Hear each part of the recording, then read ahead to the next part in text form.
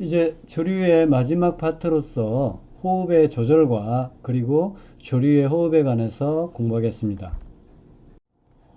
호흡의 조절은 크게 여기 나와 있는 것처럼 세 가지로 나눴는데, 물론 이제 그 외에도 약간 있지만 주요한 것들이 이렇게 크게 세 가지로 나눌 수가 있습니다. 첫 번째는 그 하이어 브레인 센터, 즉 그 중추에 있는 CNS에 있는 그러한 그 레스퍼레이토리 센터죠. 호흡 중추, 호흡 조절 중추죠. 그래서 이러한 것을 우리가 센트럴 컨트롤이라고 얘기를 하고, 두 번째는 그 메카노 리셉터, 어떤 물리적인 자극, 즉 그 폐나 호흡기도에 있는, 즉 말초에 있는 기계적인 수용체죠. 그래서 기도, 기관지 아니면 세기관지, 이러한 기관지나 아니면 폐 이런 확장, 스트레치에 의해서 반응하는, 그 신장에 의해서 반응하는 그런 수용체 군이죠. 세 번째는 이제 그 케모리셉터, 화학 수용체예요.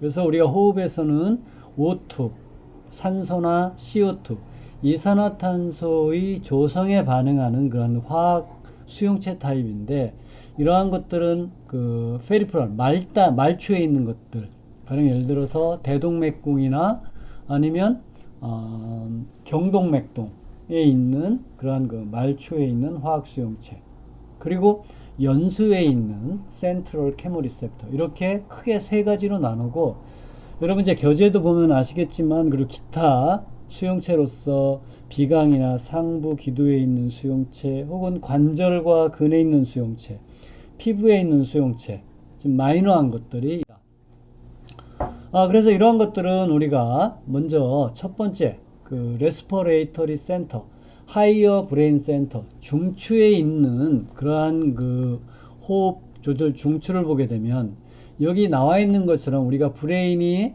이렇게 있고, 이제 셀레브럴 코텍스가 있고, 중간에 뭐가 있어요? 디엔세팔론. 그래서 위쪽에 있는 것을 그 셀러무스, 시상, 그리고 밑에 쪽에 있는 것을 우리가 하이포셀러무스라고 얘기를 하죠. 그리고 나서 가장 밑에 있는 요것을 우리가 브레인 스템, 뇌간이라고 얘기를 합니다. 그래서 이 브레인 스템은 위쪽에 있는 것이 미드 브레인, 그리고 배불뚝이처럼 앞으로 툭 튀어나온, 이렇게 툭 튀어나온 요게 폰즈, 뇌겨죠. 그리고 밑에 있는 것이 이제 그 메둘라, 연수예요. 그리고 밑으로 더 쭉 있는 것이 이제 그 스파이널 코드죠.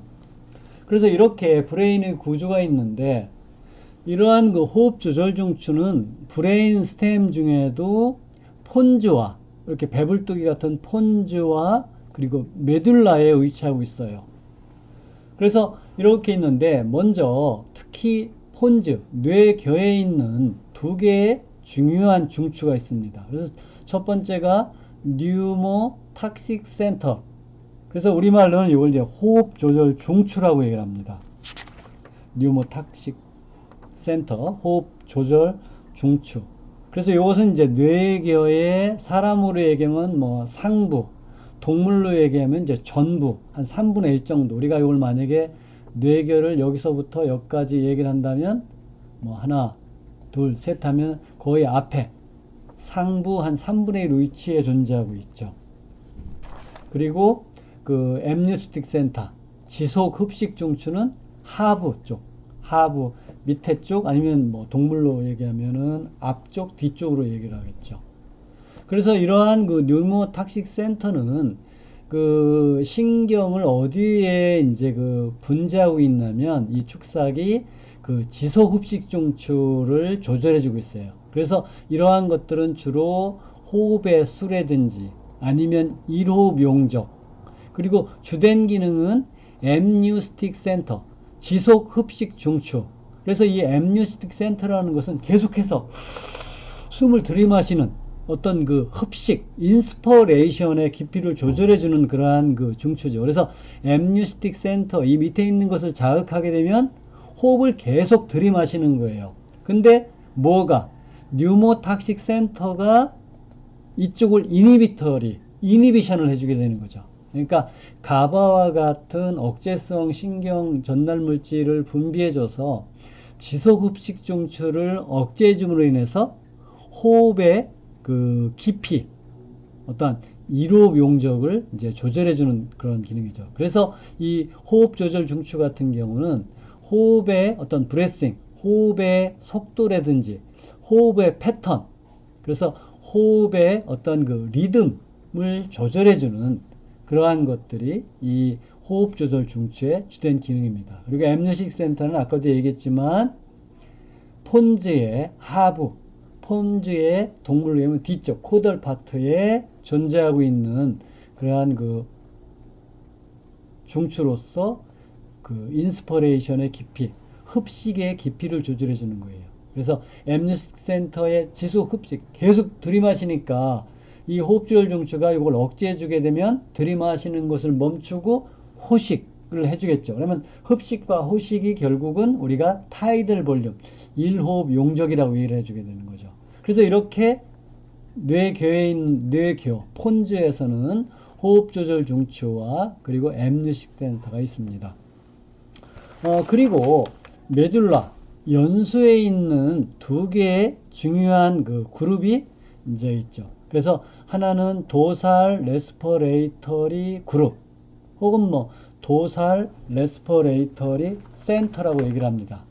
그래서 이것은 이제 그 메듈라의 위쪽, 그리고 동물로 이제 사람으로 얘기하면 뒤쪽이라고 얘기할 수 있고, 동물은 요게 이렇게 누워 있으니까 이제 그 위쪽이죠. 그죠? 옛날에는 요걸 이제 그 도살, 배측이라고 얘기를 했었고, 밑에 있는 것을 벤트럴을 복측이라고 얘기를 했는데, 요게 하여튼 밑에 쪽이고, 요게 위쪽이에요. 요건 이제 밑에 쪽, 이건 밑에 쪽이죠.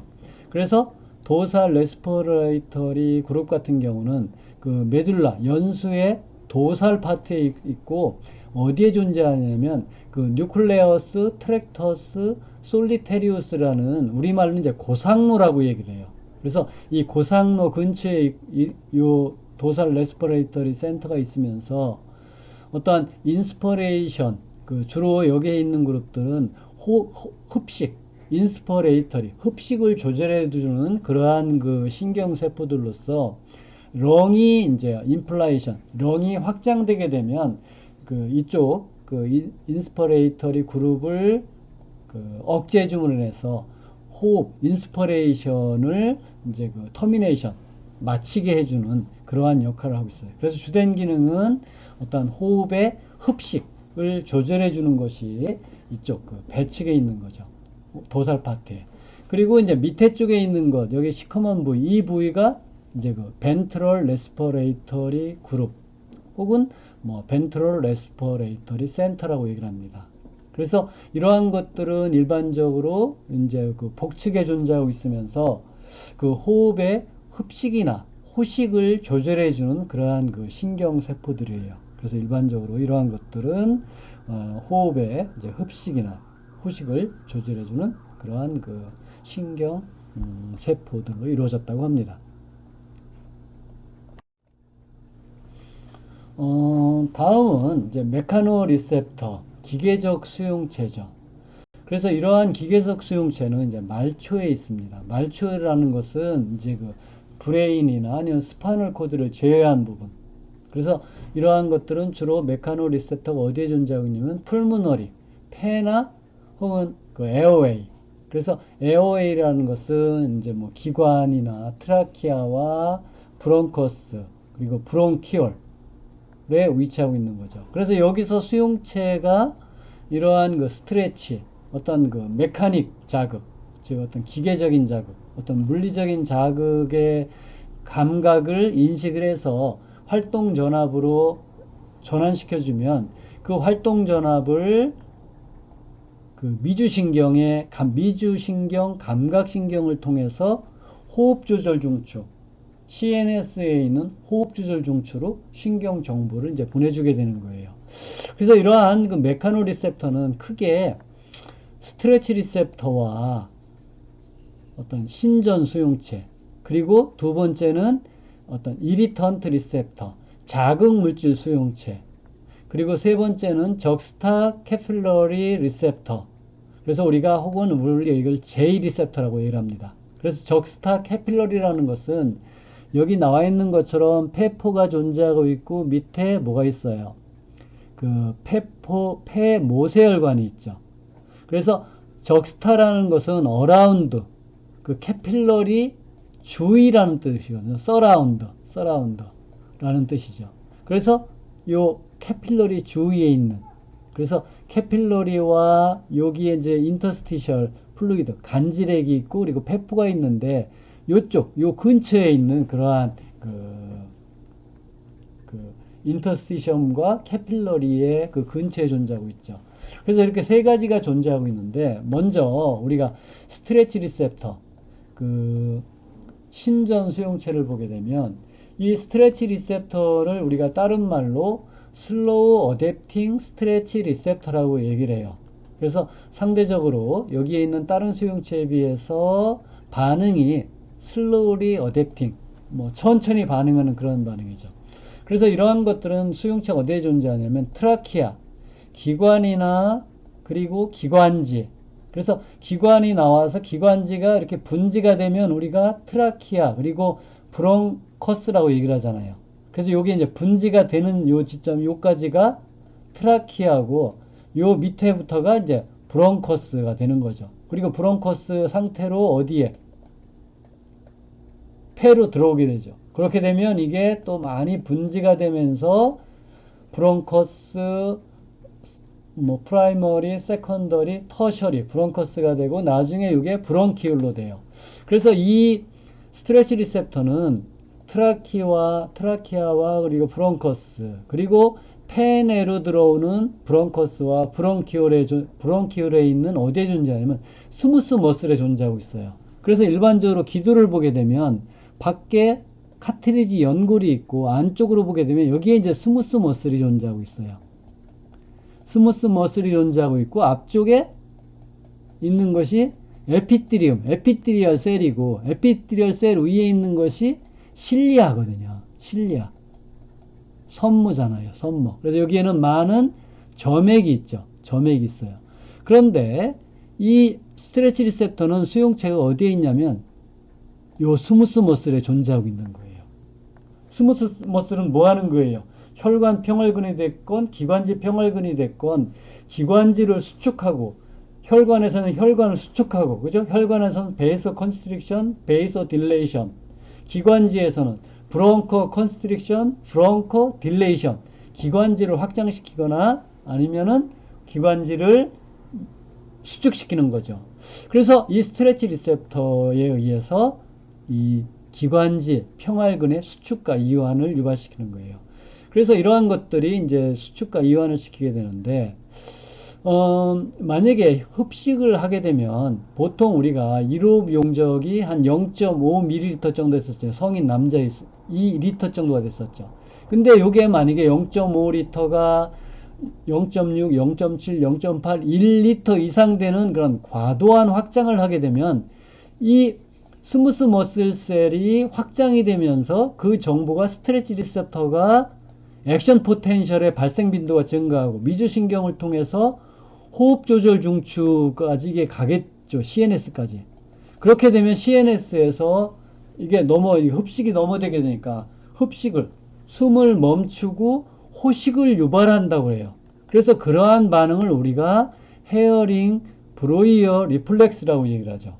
그래서 헤어링이라는 과학자와 그리고 브로이어라는 과학자, 이제 이 헤어링이라는 과학자는 독일의 생리학자, 독일의 어떤 그런 생리학자고, 브로이어라는 사람은 오스트리아의 생리학자인데, 이 두 사람이 1868년 이러한 반응, 헤어링 브로이어 반사를 처음 발견을 했다고 그래요. 그래서 만약에 흡식이 일호흡 용적, 그게 과도하게 거의 한 1리터 이상 과도하게 흡식이 되게 되면 흡식을 멈추고 숨을 멈추고 밖으로 배출하게 하는, 그래서 이러한 것이 임상적으로는 사실은 뇌가 어떤 브레인 데스, 뇌사 상태인지 아닌지 판별해 주는 것이 이 헤어링 브로이어 리플렉스라고 해요. 그래서 이런 헤어링 브로이어 반사가 없게 되면 뇌사로 판정을 하겠죠. 브레인 데스로 판정하는 거예요.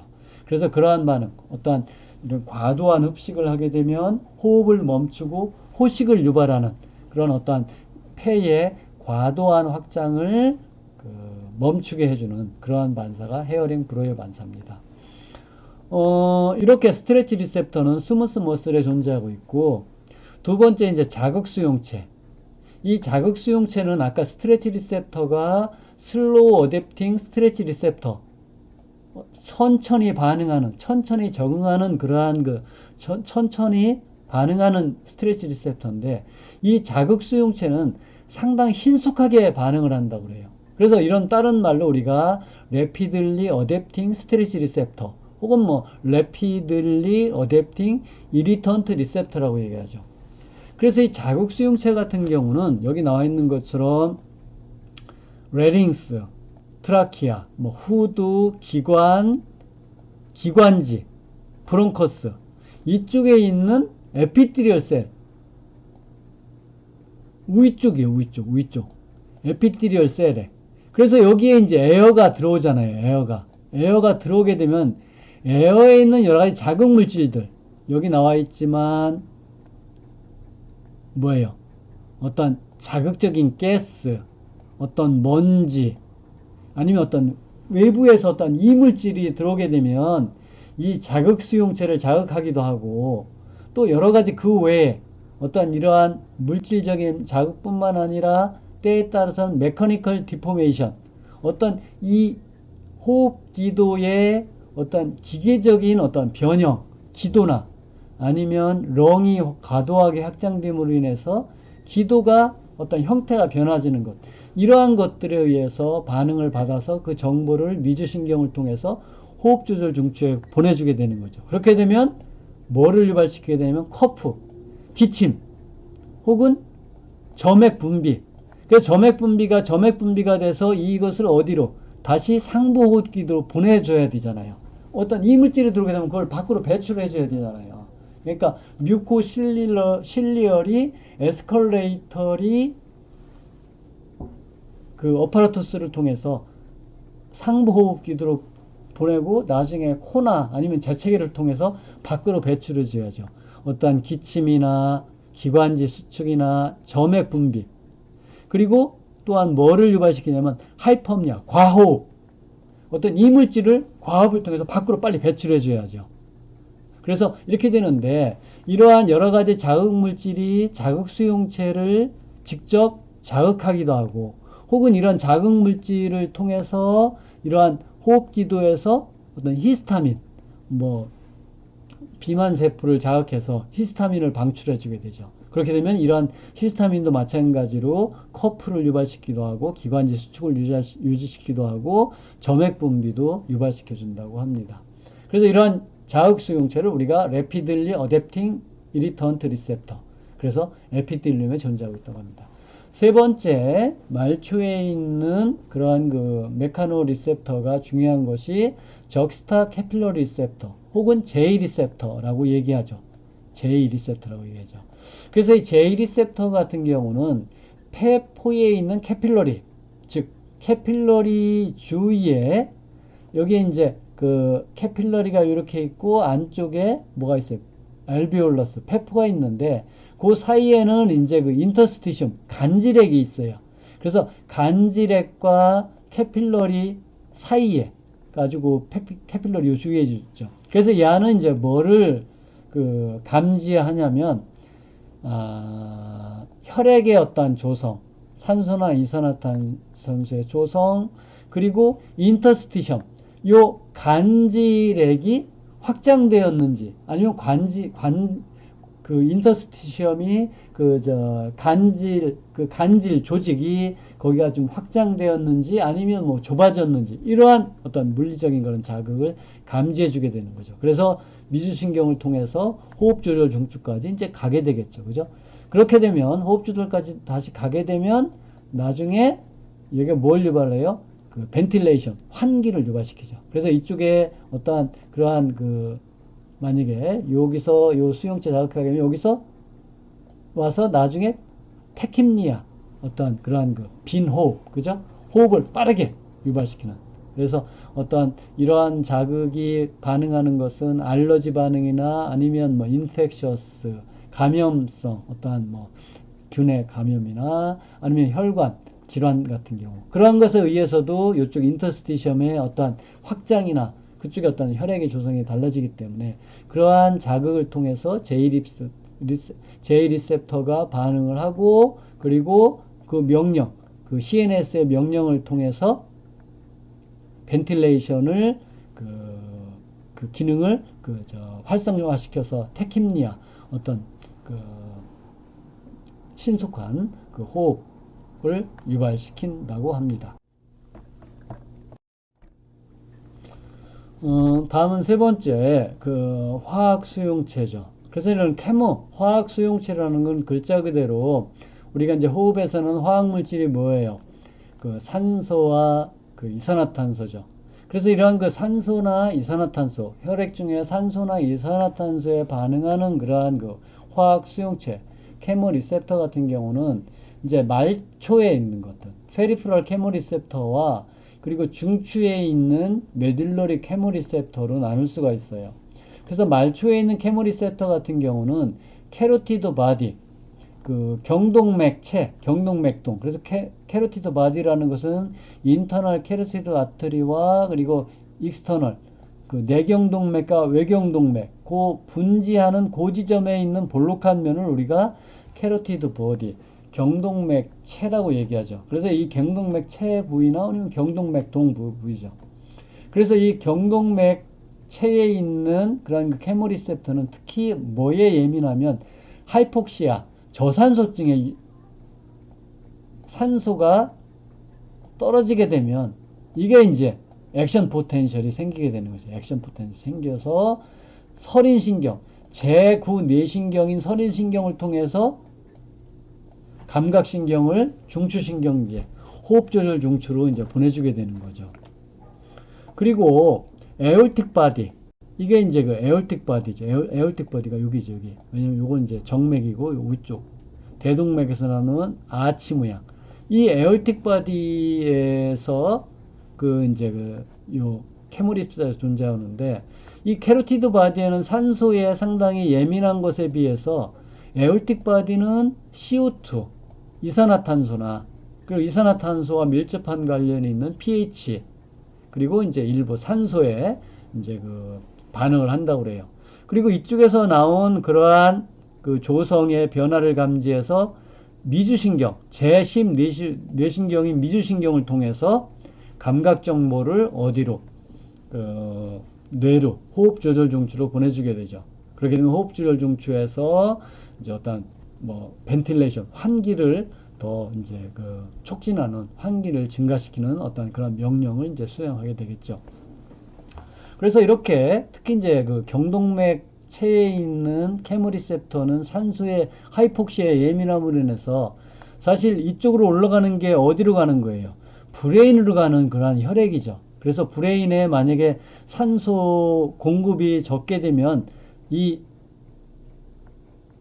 캐로티드 바디에 있는 페리프럴 케모리셉터가 반응해서 환기를 조절해주고 그로 인해서 혈중에 신속하게 산소를 공급해주는 그러한 기능을 하는 것이 이 캐로티드 바디에 있는 그러한 그 케모리셉터예요.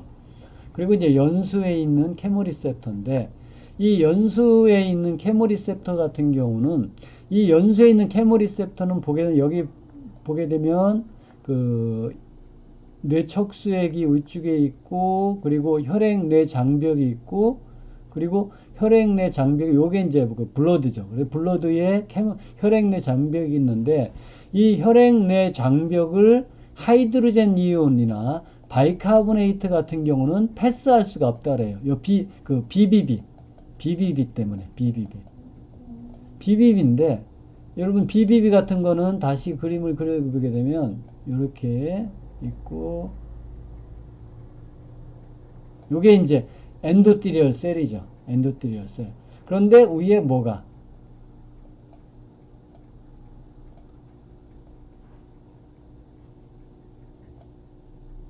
이게 에스트로사이트거든요. 이게 에스트로사이트. 에스트로사이트의 and pit. 그래서 이제 한문으로는 요걸 지단이라고 얘기해. 지단. 뭐 축구선수 지단이 아니라 이제 그 한문으로 지는 이제 손가락이나 발가락 같은 손가락 지자고 단은 끝단자예요. 그래서 끝에 이렇게 볼록해. 그래서 요게 요 안에 있는 어떠한 가스나 아니면 뭐 여러 가지 그 수용성 물질이 통과를 못해요. 그래서 저 일반적으로는 요게 이제 엔도띠리어스에 하나로만 되어 있는데 이 브레인에서는 BBB. 그래서 이것을 우리가 이제 BBB라고 얘기를 하거든요. 그때 여기 나와 있는 것처럼 하이드로젠 이온이나 바이카보네이트 같은 이걸 통과하는. 그 대신 뭐는 CO2는 그래도 통과를 한다고 그래요. CO2는.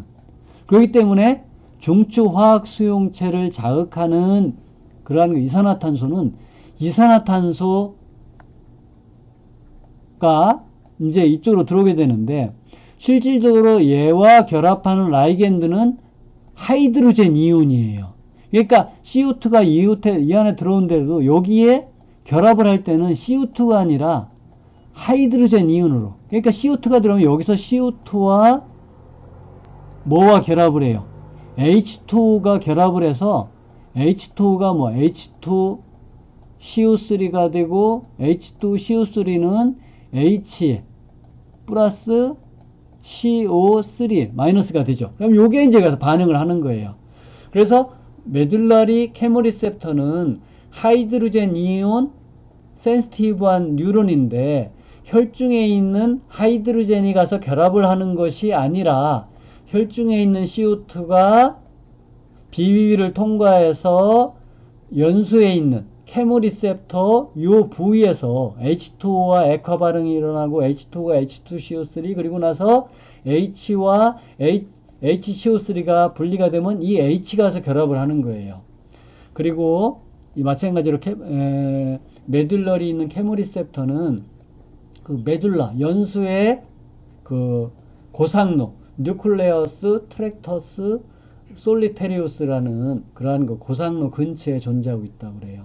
그래서 일반적으로 하이드로젠 이온은 BB를 통과할 수 없기 때문에 대신 뭐가 CO2가 통과하고 그리고 CO2가 통과되고 나서 어떤 액화 반응 H2O 그리고 H 이온 그래서 그 H가 나중에 중추화학 수용체와 반응을 한다고 합니다.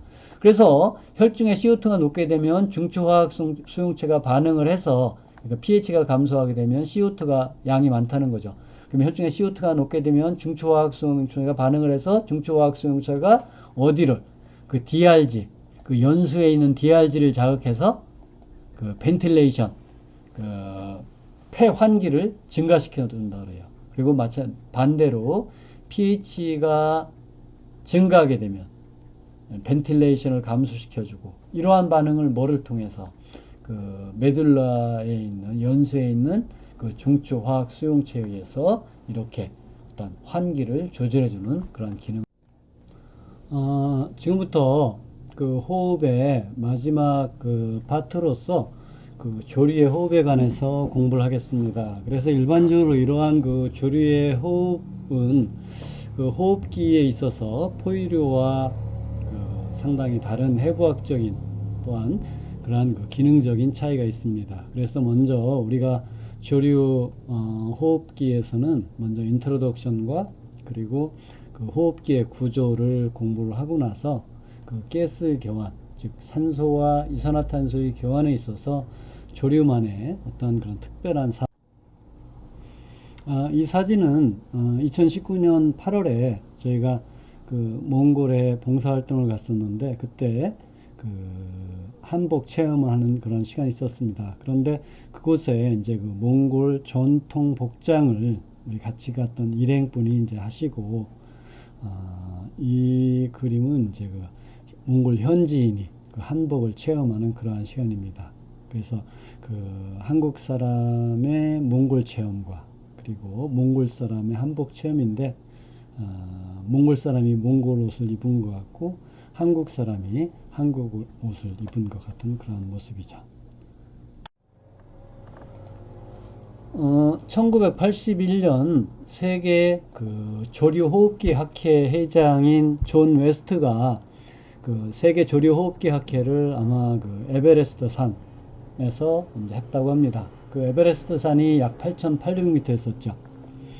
사실 8,800m면 보통 한 100m로 올라갈수록 한 1mm 메큐리 정도의 그 기압이 떨어지기 때문에 사실은 8,800m 정도 되면 상당히 고산지대죠. 그래서 아마 며칠 그 전에 제가 슬라이드에서 티티카카 호수, 즉 해발 4,000m 이상 되는 높은 곳에 그 티티카카 호수가 있는데 그곳에 갔을 때 사실 걸어 다니는 것조차도 뭐 말하기도 싫을 정도로 그렇게 심하게 그 고산증이 아주 심각했었어요. 그런데 8,800m면 사실 뭐 말로 표현할 수가 없겠죠.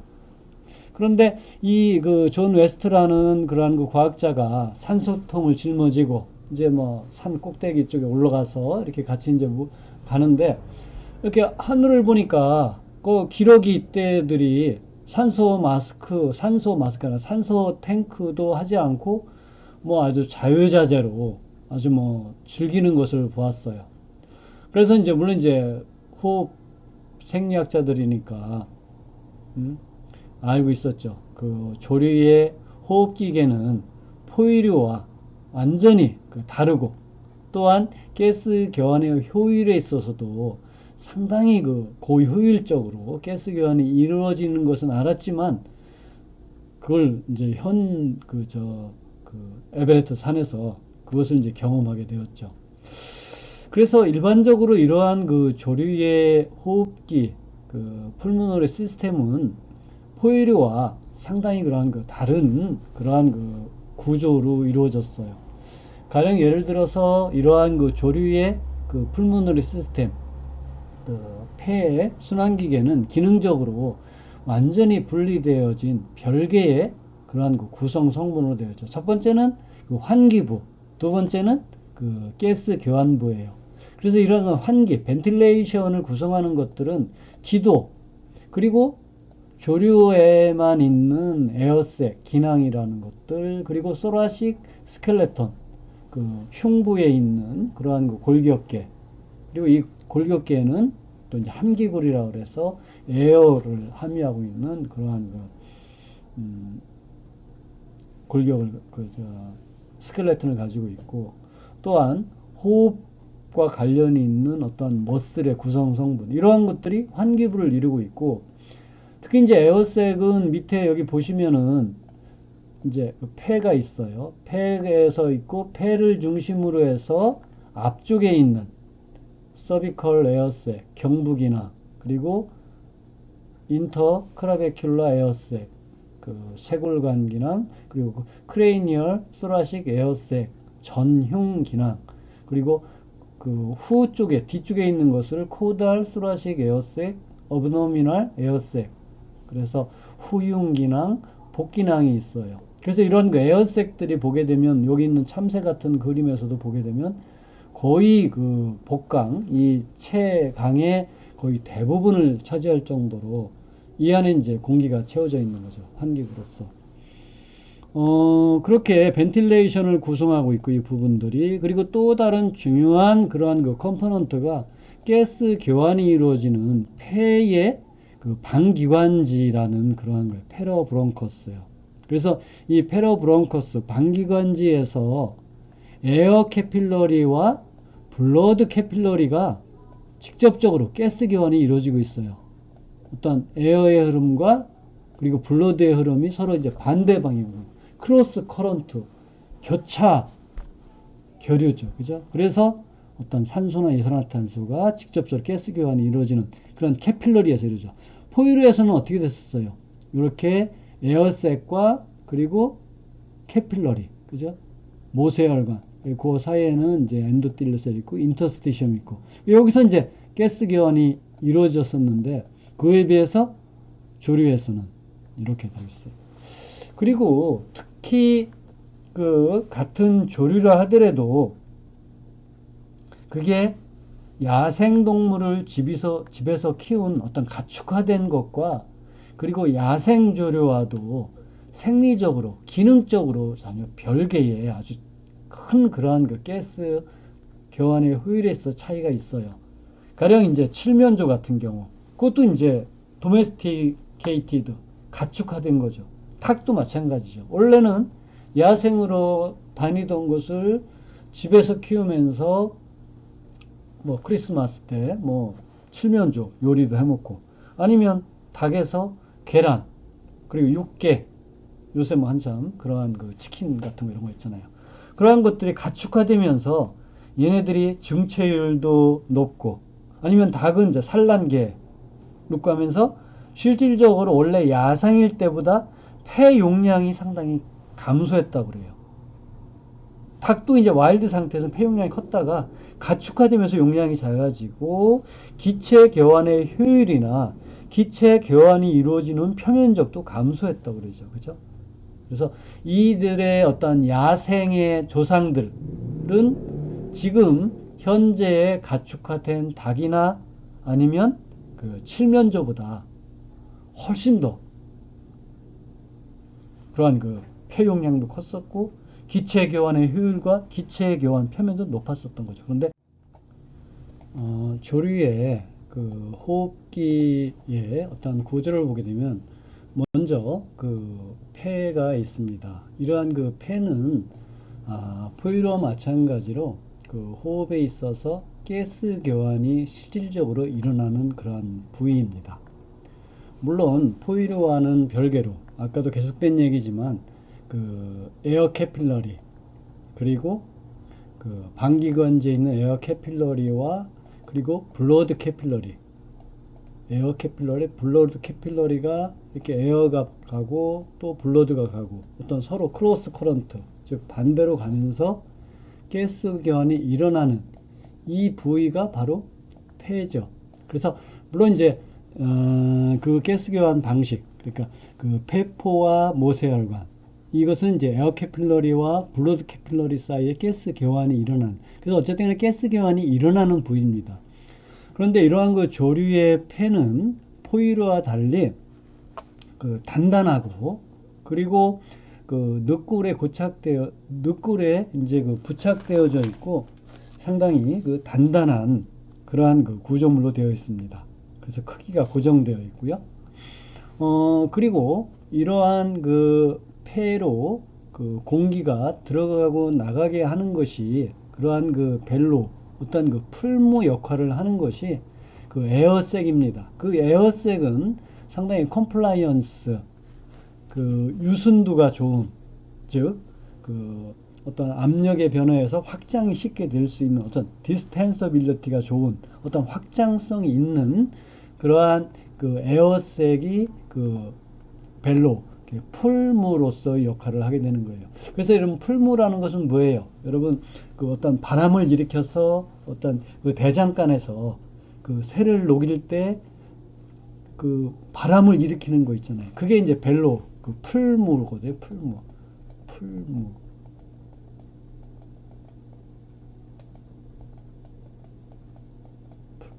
그래서 이러한 그 에어색이 그 폐에 공기를 환기시켜주기 위해서 어떤 에어색에서 공기가 일로 들어가고 이쪽으로 나왔다가 또 여기서 들어가고 나왔다가 어떤 그러한 그 풀무로서의 역할을 하게 되는 거죠, 에어색은. 그리고 그 다음에 호흡기도로서 중요한 것이 브론커스, 기관지입니다. 그런데 이런 기관지는 포유류에서는 기관에서 기관지, 이게 분지가 계속 이루어져서 23번 정도 분지가 이루어지고 말단 세기관지가 수백만 개, 그리고 폐포가 수억 개라고 얘기를 했었죠. 그런데 조류에서는 그런 그 브론커스, 기관지가 단지 3번만 분지가 이루어져요.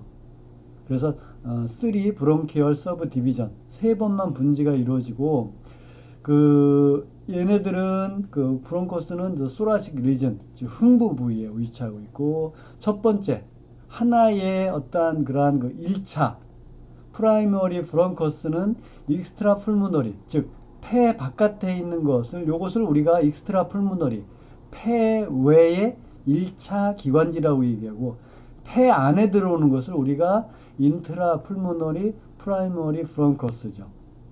그리고 나서 폐 안에서 다시 두 번째 분지가 이루어지게 되는데, 그때 두 번째 분지가 이루어져서 네 개의 메디오 벤트럴, 네 개의 정복 2차 기관지, 그리고 8개의 메디오 도설 브론커스, 정배 8개의 정배 2차 기관지, 그리고 몇 개의 수개의 외복 레테로 벤트롤 세컨더리 브론커스 이렇게 있어요. 그래서 그 다음 슬라이드에 이제 우리가 또 자세하게 2차 그 기관지에 대해서 얘기를 하겠습니다. 그리고 나서 세 번째가 터셔리 브론커스 3차 기관지죠. 그래서 이 3차 기관지를 다른 말로 페러브론커스 방기관지라고 얘기를 하는 거예요. 그래서 이 방기관지가 캐필러리, 에어 캐필러리로 이렇게 다발을 이룬 이것을 우리가 3차 브론커스 혹은 파라브론커스라고 얘기하죠. 그리고 이 3차 기관지에서 실질적으로 가스 교환이 일어나는 것이 팔리오 풀모닉 브론커스, 그리고 어떤 그런 통로 역할을 하는 것이 니오 풀모닉 파라 브론커스라고 얘기를 합니다. 그래서 이렇게 세 번의 어떤 분지가 이루어지고, 그리고 나서 이 펠리오 풀모닉 파라 브론커스 안에 이러한 에어 캐필러리가 있는 거죠. 그래서 이 에어 캐필러리 공기 모세관, 이 공기 모세관은 우리가 뒤에 다음 한 서너 번째 뒤에 슬라이드에서 자세히 우리가 설명을 하겠습니다. 그래서 이게 익스트라 풀모너리 프라이머리 브론커스, 그리고 폐 안으로, 이게 이제 폐니까 폐 안으로 들어가서 인트라 풀모너리 프라이머리 브론커스, 그리고 이제 세컨더리 브론커스, 그리고 터셔리 브론커스, 그게 이제 파라 브론커스라고 우리가 얘기를. 기낭은 그 얇은 벽으로 되어져 있는 그러한 대형의 아주 큰 그러한 그 기관으로서, 이러한 그 기낭이 그 방기관지, 즉 가스 교환이 일어나는 방기관지에 연결되어지기 위해서는 이 기낭이 그 2차 그 기관지, 세컨더리 브론커스, 즉 정배 혹은 정복 그리고 외복 2차 기관지와 연결되어 있습니다. 주된 기능은 여기 나와 있는 것처럼 그 폐에 환기를 시켜주기 위한 그러한 그 벨로, 그 풀무로서 역할을 하게 되는 거죠. 여러분, 그 풀무라는 것은 불을 피울 때 바람을 일으키는 기구예요. 그래서 여기 오른쪽에 나와 있는 요게 이제 밑에 있는 것이 웨스턴 서양 타입의 그런 풀무고, 위에 있는 것이 우리 그 동양 타입이죠. 그래서 우리나라에서는 그 옛날에 요거 이제 풍로, 바람을 일으키는 그런 작은 기구라고 얘기했죠. 그래서 보게 되면 대장간에서 그 새를 이렇게 달굼질할 때 이 불을 피울 때 이제 바람을 일으키죠. 그래서 보게 되면 여기 마개가 있어가지고 이거를 쫙 벌리게 되면 공기가 안으로 들어오게 되고, 그리고 요것을 이제 다시 오므리게 되면 요게 닫히면서 바람이 이쪽으로 쫙 나가게 되죠. 그래서 이제 불을 피우죠. 그리고 동양에서는 여기서 요걸 돌리게 되면 이쪽에서 바람이 나와서 여기에서 어떤 뭐 시골에서 밥을 할 때든지 아니면은 뭐 불을 지필 때 이러한 바람을 일으켜서 이제 불을 잘 피우는 그런 역할을 하고 있어요. 그래서 이 에어색이 이러한 그 풀무로서의 역할, 즉 폐 안에 공기를 전해주는 그러한 역할을 하고 있어요. 그래서 주된 기능은 이러한 그 벨로 풀무로서의 역할이고, 그리고 이쪽 기낭을 이렇게 입구를 막아두게 되면, 기낭을 파괴하면 체온이 상승된다고 그래요. 그래서 체온이 조절되지 않고 상승되기 때문에 이제 온도 조절과도 기능을 하는 것으로 알려져 있고, 그리고 요 기낭 입구를 막고 나서 그 기낭 안에다가 그 일산화탄소를 그 주입을 해도 그 어떤 그 가스 중독 이러한 것이 일어나지 않기 때문에 실적인 어떤 그 가스 교환, 즉 렁에 있는 그런 그 방기관지에서만 그 가스 교환이 일어나기 때문에 이러한 그 에어색에서는 가스 교환이 일어나지 않는 것으로 알려져 있습니다. 그리고 이러한 것들은 이제 그 요 중심부로 해서 앞쪽을 우리가 그 엔테리어 색 전기낭, 그리고 뒤쪽을 우리가 그 포스테리어 색 후기낭이라고 얘기하죠. 그래서 전기낭 같은 경우에는 경부기낭이 짝으로 되어져 있고, 그리고 전흉기낭, 크레니얼 소라식 에어색 혹은 엔테리어 소라식 에어색 짝으로 되어서 두 개. 그리고 쇄골관 기능 인터클라베큘러 색, 요거는 이제 싱글 하나로 되어져 있죠. 그래서 이렇게 되어져 있고, 요 기낭이 방기관지에 연결되어질 때는 그 메디오 도사, 메디오 벤트럴, 정복 2차 기관지, 여기 나와 있는 것처럼 정복 2차 기관지와 요 고폐 방기관지, 펠리오 풀무닉, 파라브론커스, 우리말로 이제 고폐 방기관지라고 얘기를 하는데 거기 연결되어져 있어요. 그리고 뒤쪽에 있는 것이 짝으로 되어져 있는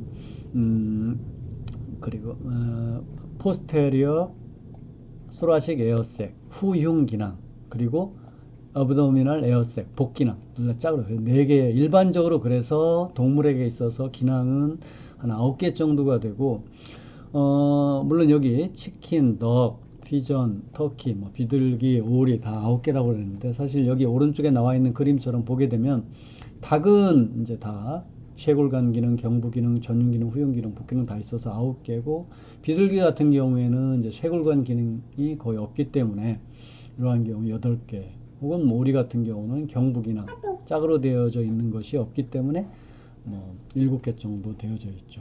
그리고 볼륨을 보게 되면 그 폐에 비해서 이 에어색이 한 10배 정도 상당히 그 라지, 볼륨이 크다고 그래요. 그래서 물론 크게는 한 10배 정도 그 큰 기능을 하고 있고, 하여튼 공기를, 요 실제로 가스 교환이 일어나는 펠리오 풀무닉 파라브론커스 고폐 방기관지에 공기를 주입하고 공기를 빼내는 어떤, 마찬가지로 조류에서도 호흡 주기라는 것은 인스퍼레이션, 흡기, 익스퍼레이션, 호기죠. 그래서 이로흡 용접과 같이 공기를 들이마시고 밖으로 배출하고, 어떤 그런 일반적인 그런 원리는 동일해요. 그렇지만 그 구조나 아니면 이러한 흡기나 호기 시에 관련되어져 있는 여러 가지 그 구성물들이 많이 다르죠. 그래서 보게 되면 인스퍼레이션, 흡입할 시에는 어떤 식으로 흡입이 되냐면, 그 여기 나와 있는 흉골과 그리고 녹구를 밑에 쪽 앞쪽으로 그리고 옆쪽으로 벌려줌으로 인해서 체강, 버디 볼륨을 넓혀주고, 그러므로 인해서 에어를 받아주는 거죠. 왜냐면 이 체강 안에는 뭐가 있어요? 에어색이 있기 때문에 기낭에 더 많은 공기를 받아들이기 위해서는 음압을 만들어주고, 그러므로 인해서 에어를 받아들이는 거죠. 그래서 보게 되면 이게 이쪽이 이제 앞쪽이고, 이쪽에 코달 파트, 요거는 이제 앞에 크레니얼 앞쪽이죠. 그러면 이 척추가 있고, 척추 중간에 이제 늑골이 있어요. 늑골이 있고, 그리고 앞쪽에, 이 척추 앞쪽에 오타골이라는 것이 있고, 그 오타골에 이어서 흉골이 이렇게 그 흉강을 밑으로 이렇게 구성하고 있죠. 그렇게 되면 이게 인스퍼레이션 때는 요 흉골을 벤트럴 크레니얼 무브먼트, 그러니까 밑에 쪽 앞쪽으로 이렇게 이동을 시켜주는 거예요. 그렇게 되면 안에 그 흉강의 그 볼륨이 증가가 되겠죠. 또한 늑골, 옆으로 되어 있는 늑골을 레터럴, 외측으로, 바깥쪽으로 보내요. 그래서 여기 이제 이거를 크로스 섹션 해주게 되면 이렇게 되어 있죠. 그래서 늑골이 이렇게 있고, 밑에 앞쪽으로는 여기에 이제 원래는 이렇게 오타골이 있고, 오타골 밑에 뭐가 있어요?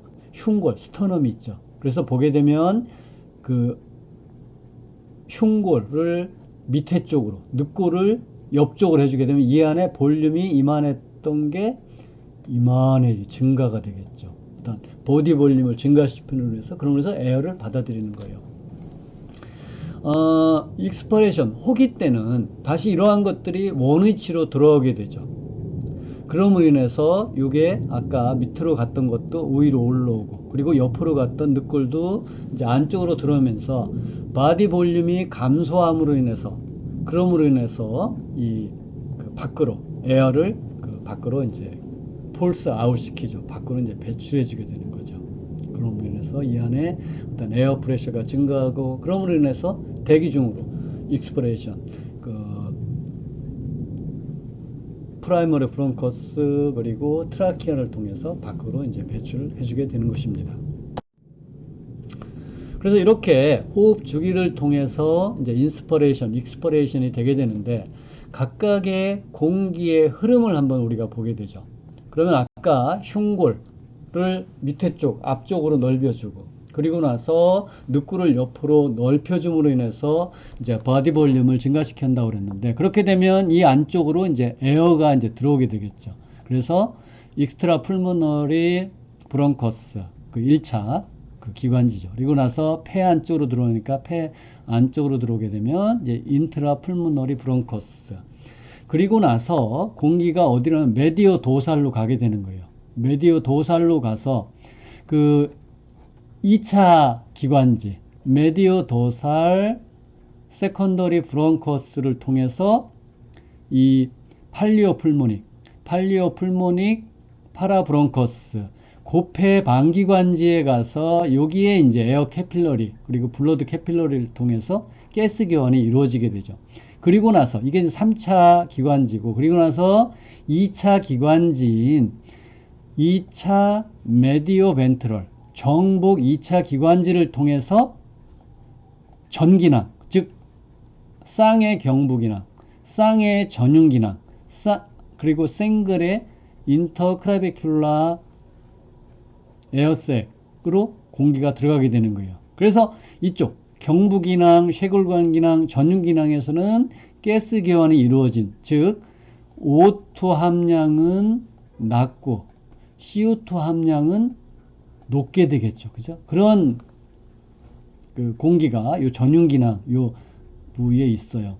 그리고 또 일부 공기는 인트라풀모너리 브론커스 1차 기관지와 그리고 외복 레테로벤트럴 세컨더리 브론커스 그리고 혹은 니오풀모닉 브론커스, 즉 그 신폐 방기관지나 아니면 외복 기관지를 통해서 후윤기낭, 쌍으로 되어져 있는 복기낭이나 쌍으로 되어져 있는 후윤기낭에 이쪽 부위에 가는 거예요. 그렇게 되면 이쪽 부위에서는 가스 교환이 일어나지 않았기 때문에 O2 함량은 높고 CO2 함량은 낮은 그러한 그 신선한 공기가 이 후기낭, 이 뒤쪽에 있는 기낭에 이제 되어 있죠. 그래서 이렇게 인스퍼레이션, 흡입 동안에 한번 가스 교환이 일어나고 전기낭, 요 후기낭이 이렇게 있어요. 그러다가 익스퍼레이션, 호기가 일어나게 돼요. 그렇기 때문에 호기가 되면 가스가 밖으로 나가야 되는데, 먼저 뒤쪽에 있는 코달 에어색에 있는 복기낭이나 후윤기낭에 있는 신선한 공기들이 이제 익스퍼레이션 되게 안에 용적이 작아지게 되겠죠. 그죠? 인스퍼레이션은 이제 확대가 되는 거고, 보디 볼륨이 증가하는 거고, 그죠? 되는데, 그렇게 되면 이 보디 볼륨이 감소하면서 복기낭과 후윤기낭에 있는 에어가 그 입구를 통해서 밖으로 나와요. 그래서 니오풀모닉 브론커스, 신폐 방기관지, 혹은 레테로벤트럴, 외복 방기관지, 그리고 일부는 인트라풀모너리 프라이머리 브론커스를 통해서 어디로 가게 되냐면 2차 정배기관지를 가게 돼요. 그리고 나서 2차 정배기관지, 메디오 도살 세컨더리 브론커스는 펠리오풀모너리 파라브론커스, 고폐 방기관지를 통해서 또 가스 익스체인지가 일어나게 되는 거예요. 그리고 나서 그 2차 정복 기관지에 있는 것은 요 프라이머리 인트라풀모너리 브론커스 1차 팬의 기관지를 통해서 밖으로 공기가 배출되는 거예요. 그래서 이렇게 후기낭에 있는 에어가 가스 교환이 익스퍼레이션, 호기 중에도 일어나게 되고, 전기낭에 있던 그러한 경부기낭, 쇄골관기낭, 전윤기낭에 있던 그러한 그 탁한 그러한 그 공기, O2는 낮고 CO2 분압은 높은 그 전기낭에 있는 에어들은 메디오 벤트럴, 즉 2차 정복기관지를 통해서 브론커스, 프라이머리 브론커스를 통해서 밖으로 배출되게 되는 거예요. 그래서 이렇게 인스퍼레이션, 흡기시와 호기시 둘 다 이 펠리오 풀모너릭 그 파라브론커스 고폐 방기관지에서 가스 교환이 일어나게 되는 거죠. 그래서 이렇게 가스들이 흡기 때는 이쪽으로 가서 가스 교환이 일어나서 전기낭에 가서 이렇게 보관이 되어져 있고, 일부는 흡기 시에도 이 가스 교환이 이루어지지 않고 후기낭, 후윤기낭이나 복기낭에 가서 저장되어져 있다가 흡기 때 다시 전기낭에 있는 것들은 바로 정복기관지를 통해서 밖으로 배출되게 되고, 후기낭에 있는 것들은 심폐방기관지나 아니면 이러한 그 여러 가지 요 1차 기관지를 통해서 2차 정배기관지를 통해서 가스 교환이 일어나고, 그리고 나서 정복기관지를 통해서 밖으로 배출되는 이러한 독특한 공기의 흐름이 생기죠. 그래서 이러한 것들은 뭐에 의해서 2차 기관지, 세컨더리 브론커스, 즉 정배 2차 기관지, 정복 2차 기관지, 외복 2차 기관지에 시작하는 부위에 밸브가 있다고 그래요. 밸브. 가스의 흐름을 조절해주는 그 밸브, 첨판이 있게 되는 거예요. 그래서 이런 첨판은 우리 혈관에도 보게 되면 어디에 있었어요? 그 정맥에도 있었고, 그리고 어디에? 림프관에도 있었고, 그리고 또 중요한 것이 어디에? 심장 안에, 심방과 심실 사이에도 밸브가 있었잖아요. 그래서 이러한 유사한 기능을 하는 밸브, 물론 뭐 여러 가지 구성이나 조직이나 이런 건 다를 테지만, 어쨌든 기능적으로 유사한 그런 첨판이 요 2차 기관지의 입구 부위에 있다고 그래요. 그러므로 인해서 이러한 독특한 공기의 흐름이 가능하게 되는 것입니다. 그래서 이런 실제로 가스 교환이 일어나게 되는데, 실제로 가스 교환은 어디에서? 이게 다 이제 폐예요. 폐. 이런 폐 안에, 파라브론커스 안에 펠리오 풀모닉 고폐 방기관지에서 일어나요. 그래서 이러한 폐에서 가스 교환이 일어나는데, 이러한 가스 교환은 마찬가지로 O2나 CO2가 그러니까 에어의 그런 피지컬 디퓨전, 확산에 의해서 일어나요. 그리고 확산이 일어날 때는 특히 조류에서는 가스의 이용 효율도 높고, 또한 이러한 혈액에 있어서 산소가 결합하고 해리하는 그런 해리가 상당히 잘 된다고 그래요. 그래서 보게 되면 우리가 포유류에서 같은 경우는 보게 되면 폐에서는 97.5%, 그리고 조직에 가서는 72.5%, 그 정도의 어떠한 것을 통해서 혈액 100ml당 약 5ml 정도를 산소를 조직에 보냈었는데, 이 조류에서는 이런 산소를 어떠한 혈액에 있는 헤모글로빈으로부터 디소시에이션을 아주 잘하기 때문에, 아주 고효율로 하기 때문에 밑에 나와 있는 것처럼 산소 이용률이 포유류에 비해서 2배, 3배 가까이 높아요. 그래서 특히 또 중요한 것은 이 가스 교환이, 가스 익스체인지가 인스퍼레이션과 익스퍼레이션, 흡기와 호기에 상당히 액티브하게 이루어져요. 물론 포유류에서도 흡기와 호기 사이에 그러한 기간에 뭐를 통해서 장기 용적이나 기능성 장기 용량을 통해서 가스 교환이 일어나지만, 그걸 어떻게 보면 약간 수동적이라고 할 수가 있죠. 그렇지만 조류에서는 인스퍼레이션 그리고 익스퍼레이션 둘 다 어떤 가스 교환이 일어나고 있어요. 그래서 이러한 그 조류의 혈액에서의 산소 이용률, 산소를 스토리지, 저장하고 트랜스포트 하는 것을 보게 되면, 일반적으로 닭이나 아니면 여러 가지 오리나 이러한 비둘기, 이러한 것들이 거의 54%에서 60%까지 이용해요. 그렇지만 포유류에서는 26%. 그래서 뭐냐면은 보통 우리가 혈액 100ml당 아니면 혈액 100ml당 산소가 보통 동맥혈에서 어림잡아서 19 볼륨 19.5인가 볼륨 퍼센트였었고, 그리고 정맥혈에서 15 정도 됐었죠. 그죠? 그렇게 되면 요 이용률은 결국은 동맥혈에서 조직에 공급해주는 양 약 5ml 나누기 19ml 해주게 되면 약 26% 정도 된다고 그래요. 그에 비해서 닭이나 아니면 여러 가지 이러한 뭐 오리나 비둘기 같은 경우에는 이게 거의 50%니까 만약에 19ml를 이동해 준다면 그 중에 거의 10ml 이상 혹은 뭐 12ml 정도를 조직에서 공급해 줌으로 해서 어떤 산소 이용률이 상당히 높게 되는 거예요.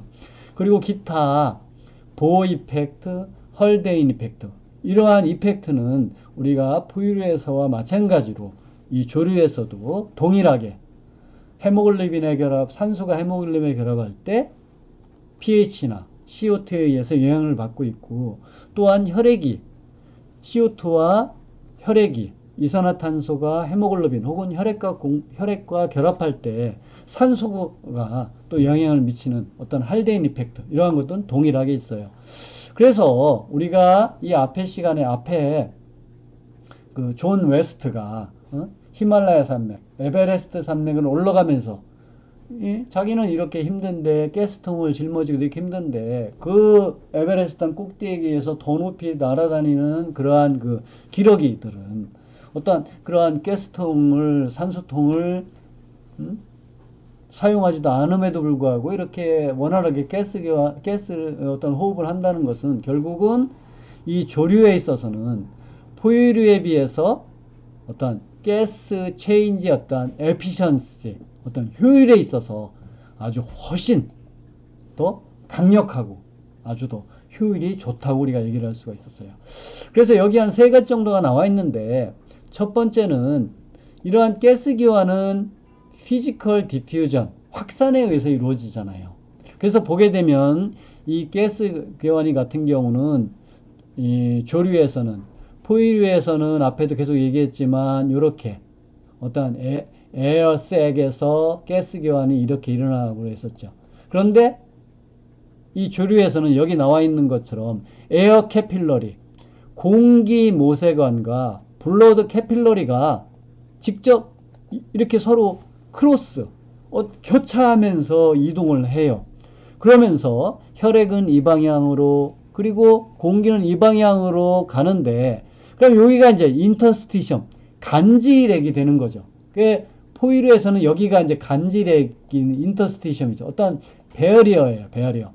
그런데 조류 같은 경우는 이런 새나 이러한 뭐 비둘기 이러한 것들은 여기에 티슈 배어리어, 요 간격이 상당히 좁다고 그래요.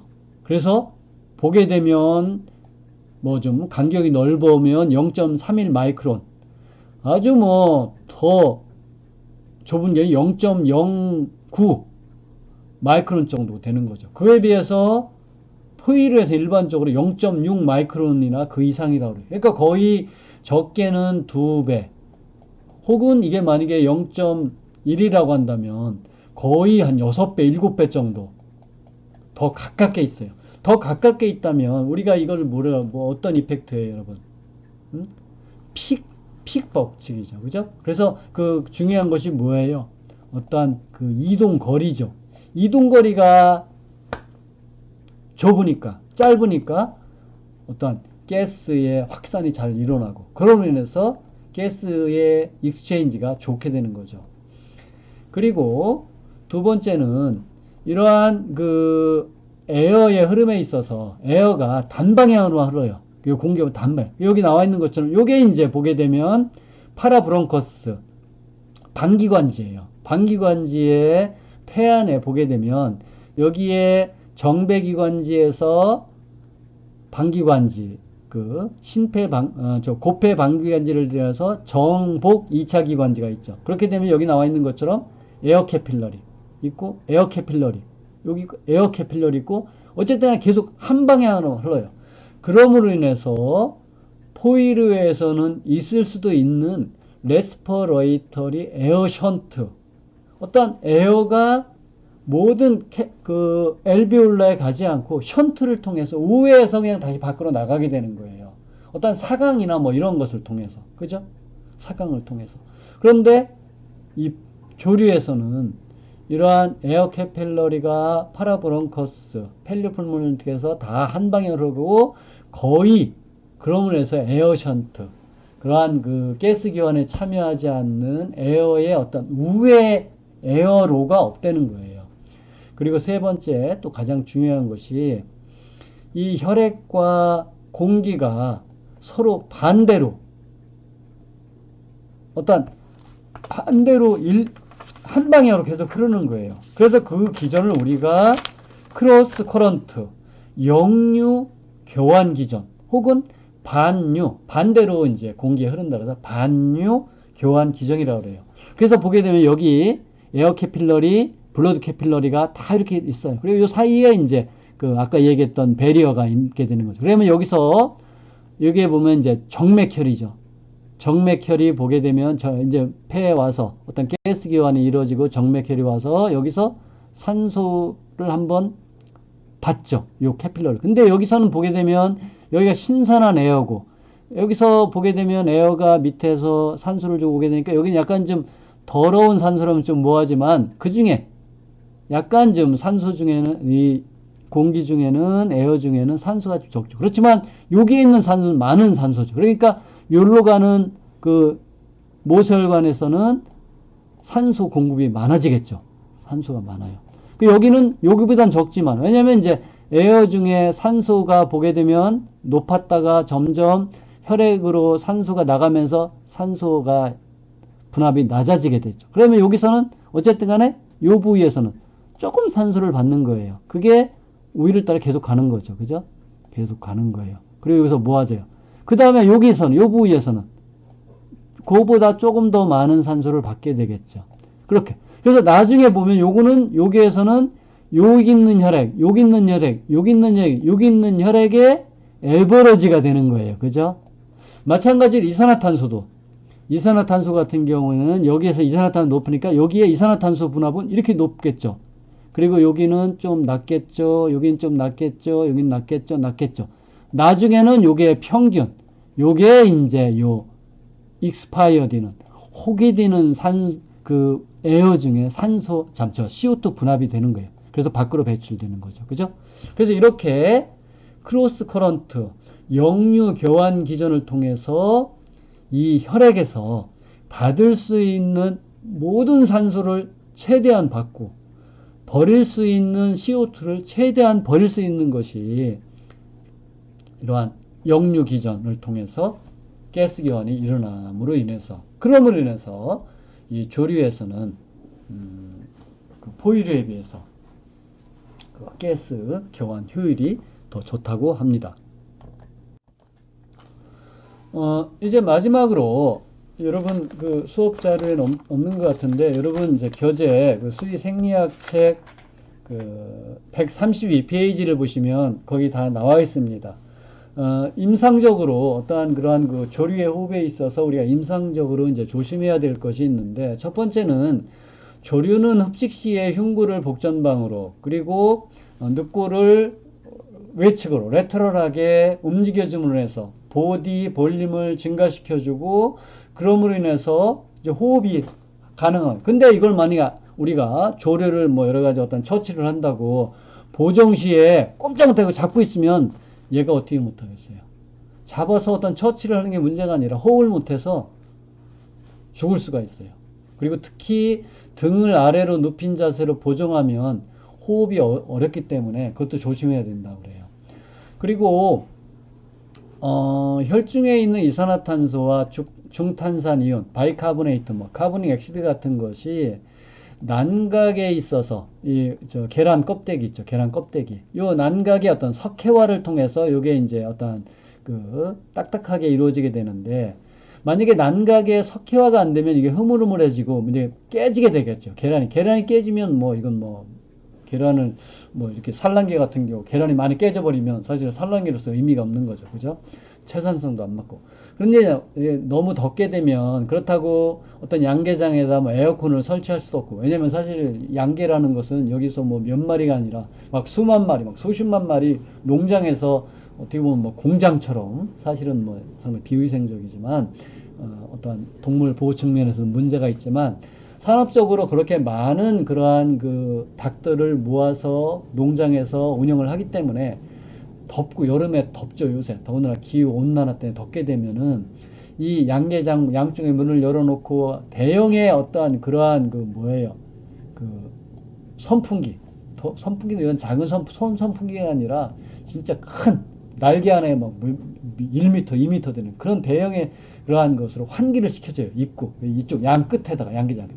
그렇게 되면 과도하게 환기를 일으켜지면 하이퍼 벤틸레이션 어떠한 과환기에 의해서 이산화탄소 농도가 너무 낮아진다고 그래요.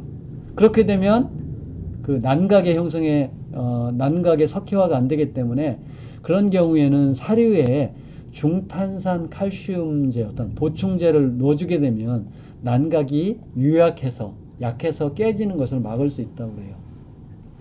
그리고 어떠한 그러한 그 외과적 수술실에 왜냐면 이게 새가 이렇게 보게 되면 이 거의 많은 부분이 뭐였어요? 기낭이었잖아요. 그래서 어떤 외과적인 수술 뭐 그렇게 많지는 않지만 외과적인 수술하다 기낭 다 터져버리면 사실은 어떤 수술하는 의미가 없잖아요. 그래서 이 어떤 외과적인 수술을 하기 전에 이 닭이나 아니면 뭐 어떤 뭐 여러분 뭐 야생동물 관심 있는 학생도 많잖아요. 동물원 같은데 그런 데서 만약에 타조나 이런 거 뭐 여러 가지 그러한 그 조류를 그 외과적으로 수술할 때 기낭의 위치를 잘 파악해서 기낭이 파괴되는 걸 조심해야 된다고 합니다. 그리고 또한 마취제 같은 경우도 안전, 세이프티 윈도우가 있는데 그것이 이제 상당히 조류 같은 경우는 포유력이 좋기 때문에 마취제를 사용할 때 특히 조심을 해야 되고 그리고 기낭의 위치를 잘 파악하고 그리고 또 중요한 것이 어떤 그 조류에서 보게 되면 흡입 시에 어떤 흡식된 오물에 의해서 어떤 호흡기도가 막히는 경우가 이제 종종 있다고 그래요. 그런데 특히 보게 되면 어떠한 공기의 흐름이 독특한 것이 뭐에 의해서라고 했었어요? 어떤 밸브라고 그랬어요. 근데 밸브가 어디 있다 그랬었어요? 정배기관지, 정복기관지, 외부기관지에 어떤 시작하는 부위에 밸브가 있기 때문에 이 부위에서 어떠한 오물이 잘 걸리는 거예요. 그래서 그 부위에 잘 오염이 돼가지고 그 부위에서 어떤 염증이 있고 어떤 이 조류에 있어서 어떤 그 손상을 받게 되고 그로 인해서 어떤 오염에 의해서 어떤 질환이 생길 수가 있죠.